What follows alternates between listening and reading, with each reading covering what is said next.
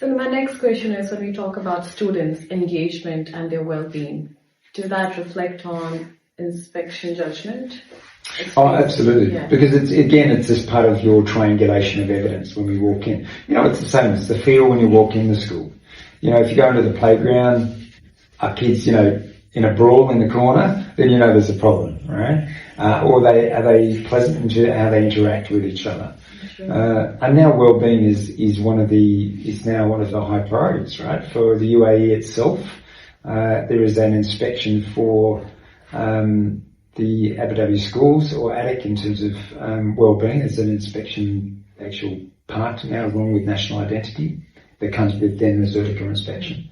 But they sort of link in anyway, because that inspection covers a bit of that aspects as well. So having that feeling around the school where, again, kids are challenged, still held accountable, but also are recognised. A lot of schools miss that bit, is recognition. Sure. They forget that everyone wants to be recognised in some way. Yeah. Some people want to be on a stage, some people just want, well done, thank you. That's all you need. And I think even with teachers we need No, that. it's the same. Yeah, same. It's exactly the same. Kids are the same. Sometimes if you pull them out in front of the classroom and say how great they are, some will just crumble. Others will go, yeah, bring it on, bring it on. Teachers are the same. Everyone is the same. They want to be recognised, even though they might say, no, I don't need to be recognised. I agree. But there's levels of. And sometimes we miss that in our schools, which is tragic. We tend to have, more punitive things than positives, which frustrate the living daylights out of me. It's like, because at the beginning of the year, for example, I tell the staff, don't teach for 2 weeks. Yeah. Do not teach for 2 weeks. It's same with us. Just build a relationship. Well, that's all you do. Of course, you do all your, operational stuff with the kids, where's the bathroom and all that sort of stuff. But in terms of, you build a relationship, you connect with your kids, and they will be with you for the rest of the year. So when you have those bad days, the kids won't run riot. They will know it, and you can pull them straight back in. But you can have fun then. Exactly. That's the difference. You can have fun and then go, look, okay, that's enough now. Let's get on with it. And that's a great time when you're teaching and you've got a class like that, because you've built that relationship. It's the same with staff in your schools, and that comes down to the well-being of the kids and the staff, because if the staff's well-being is good as well, that means that if that flows onto the kids, and we've got this, self-perpetuating sort of story, really. Yeah, but you're right. A lot of information. I'm sure the listeners would love all this information. Well, they know it already. I think it's not rocket science. No, I don't think. I'll tell you one thing. They know it, but when someone tells, they're like kind of. They feel, okay, fine, this person is also feeling what I'm feeling. So many times, I believe, I don't know how much you're aware, I was looking at this data where teachers are quitting the teaching jobs. They don't want any more of teaching job because of the pressure. And the education has changed over the years. Like when you were in school, I was in totally different than what is there in there right now. I think they're scared even, if I talk about. So what do you have to say to the teachers, new teachers especially, who are coming to teaching profession, how they should handle the pressure, especially around inspection time? I don't know where they handle the pressure, because everyone's slightly different how they handle pressure. And I do say this anyway, I say at the beginning of the year with my staff as well. If you're not passionate about what you're doing and you don't love what you're doing, go somewhere where you are, because here is not it. Education is a vocation. Sure. The reality is it's a vocation. We get paid enough to survive, but we always like to be paid a little bit more, so we're not just surviving, right? And unfortunately, that's where it gets lost, and there's the workload that comes with it, and that's also up to the school to try and balance that workload as much as possible. But really, you've got to have a purpose. Why do you do teaching? It's the classic cynic, why, right? And I really do believe in that. Why do what you do? You need to be passionate about it. Well, you have to be passionate, but you've got to have a reason why you do it. Why do you teach? Why do you want to do that job? What is it that you are trying to, what's your legacy, I suppose, if you want to put it that way? But everybody should have that. So if you haven't got that passion, and you haven't got that understanding, teaching will be difficult. because it is long hours. And if you're passionate, you'll actually be working your weekends. You'll be working after hours. And you will do that because you love it and you want the best for your kids. You know, the hours that I've worked as a teacher when I was teaching, mind you, it's not much different to what I do now, but and you've seen the hours that I worked when we were working together. And that was the same when I was teaching. It was not much different, to the detriment of my family, of course, but that's another story. Because I was so passionate about making sure that the kids got the best they possibly can. They're the types of teachers we need. Would I like to pay people more? Yes. And does the industry need to look at that? Yes, they do. Because we are 40 million teachers short in the world. I think it's UNESCO's statement that came out, right? People are not coming into it as much as they did, and more are leaving it, which makes the pool much tighter. And, you know, I think Sweden, Norway,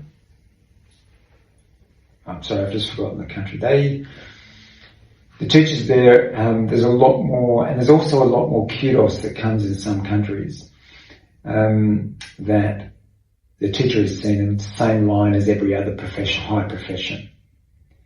And Finland. It's Finland. Sorry, thank you. It was coming to me, I was scrolling through my brain there for a minute. But you're right, Finland. But they have high expectations for teachers. All the teachers have to have masters. They also have, you know, but they've got their system there is so robust, and they pay their teachers well. But you know, they expect a lot from them as well. But also the community hold the educators extremely high.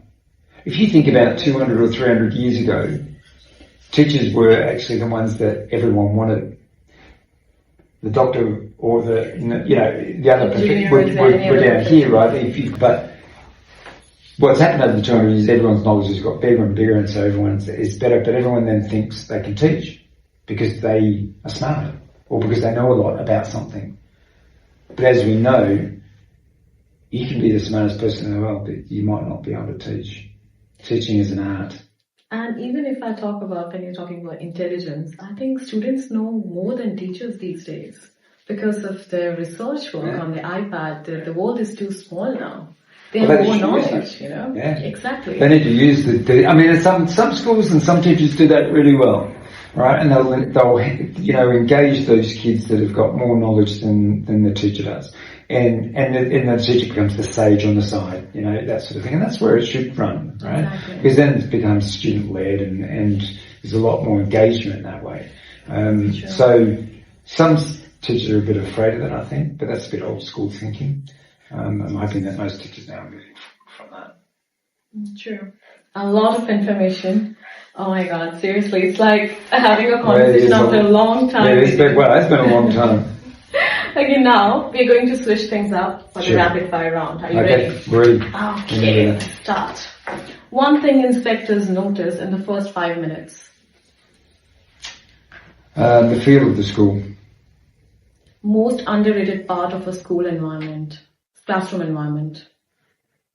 Most underrated. For me, it's what's up on the walls. Teaching or learning, which matters more to inspectors? Learning. One leadership habit every school should build. Psychological safety. It's a bit of a cliche that one at the moment, but it's important. Biggest inspection misconception. We talked about this before. Yeah, exactly. One word. Or 2 words. Misconception. It's maybe more than 2 words. It should be done with you, not to you. And some parents do this much better than others. That's so good what you said just now. Can you repeat that so the audience can hear that? It's inspection should be done with you, not to you. So the inspection team should be there to support and build your school. And some parents do this really well. Rather than I'm doing it to you just because we want to measure you. And that's a different way of maintaining it. True. Okay, one word that defines an effective classroom. One word that, oh God, this is tricky. I'm going to come back to relationships. haven't got that right, the rest of it's probably going to fall apart. True. Best advice for teachers on inspection day? Show your best. That's it. You show your best and try to breathe through it. I know some do it better than others. Some will as soon as someone walks. But I think one of the things that, and we talked about this earlier, and I think if schools are doing this well, it should be okay. Having people walk in and out of your classroom slowly over time, you know this from the beginning, that you will get so used to them walking in and out, you don't skip a beat. When I first had my boss walk in my classroom, I won't swear, but it was frustrating. I found it really difficult. But he just kept on coming back to a point where he walked in and he'd be sitting in the corner, I didn't even know he was there because he was doing stuff. And I think it's better. Yeah, well, what happens is that you become desensitized to you're being inspected. You continue to do your best practice. And you know what, sometimes you'll get it wrong. That's what it is. But most inspectors know this because they'll know the feel of the classroom anyway. Because you'll feel it with the kids, you'll be talking to the kids, you'll get that information from the kids as well. Does this happen every day? Because then you'll ask those questions, is this teacher like this all the time? Have you, this is what, so you will ask some of those sort of simple questions. But to prep teachers, we should be walked through as constant as possible. So that's why the class isn't as bad as you think. I don't know if you didn't even say it was bad or not, but what it does is you just keep teaching even though you might have an audience walking past. Sure. It doesn't get easy, it gets easier. Right? Yeah. Okay, future-ready schools must focus more on culture, school environment, or the teaching, or I should say, when they're working as teams, it should be brought about. Should they focus on? Yeah, but you just named things that all that they should be. It's never one thing, right? Yeah, you can't. Culture is a massive thing. Culture is strategy for breakfast. I think culture actually includes everything when you talk about customer journeys. So it's hard to say what they should focus on one thing. Harnessing technology well is going to be one of the tricky ones going forward. We've got AI is the big thing at the moment that's coming out, but it's about digital literacy. Remember, the AI is just one part of all of the digital learning that can occur. And you've got to try and find a balance with it. And we still haven't found that balance, I don't think. And we don't really know AI yet. So all the schools are really doing their best to try and keep in front of the curve. But it's a difficult one because it keeps shifting so dramatically every day. We're looking at, we have digital strategists, AI strategists, but digital literacy is important. It's where you make the kids relevant. So when they walk out of the school, they're relevant in terms of they know how to pick up a piece of technology and use it. It doesn't matter what brand it is. They know how to use it. And they know how to use it well. Or pieces of software they can go and just intuitively play around with to get in there and do it. So that makes them relevant to the world as they go into it. And if we can do that, along with making them responsible for themselves and giving something back to the world, I think we're going to move, further forward. But do we need to worry about that when we give that technology, the iPad, phone in their hands?